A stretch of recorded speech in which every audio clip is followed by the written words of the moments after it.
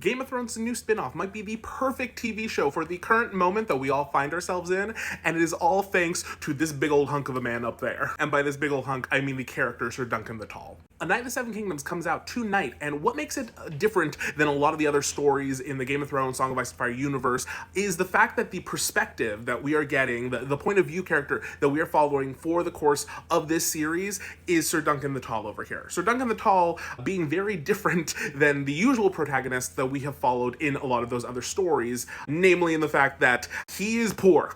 He's very fucking poor. Sir Duncan is not from a high status family. He's not from one of the great houses. He's not, even related tangentially through them like we've seen from some of the other characters that come from humbler means. This is a guy who really is just from the slums. He's literally from the slums of King's Landing, from Flea Bottom.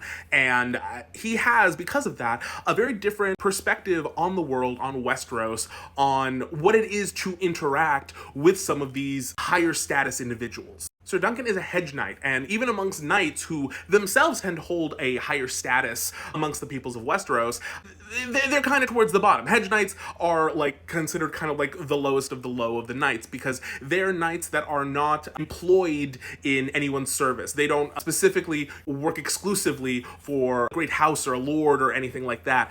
They're essentially traveling knights who just go around looking for work and hoping that they can find some. And really, at this point in time, I think a lot of us can relate to that. And so while the story does contain some of those higher status individuals, those lords and princes even, there are some Targaryens running about. We're not seeing the world through their eyes. We're seeing the world through the eyes of one of the masses who has to look up and deal with these people, and specifically deal with the ramifications of their actions and how those actions affect the rest of the country. Now, on a more personal note, I love the novellas that this show is based off of. They're probably the most recent thing that I've read in this universe, and like everyone else who has been telling me to read them for forever, I very much fell in love with them. They're wholesome, heartbreaking, funny. They're this huge mix of things. There's been some weird rumblings around that people feel weird about the tone from some of the trailers, and guys, it's complex and it's different than the other shows that we've gotten so far because we are centering this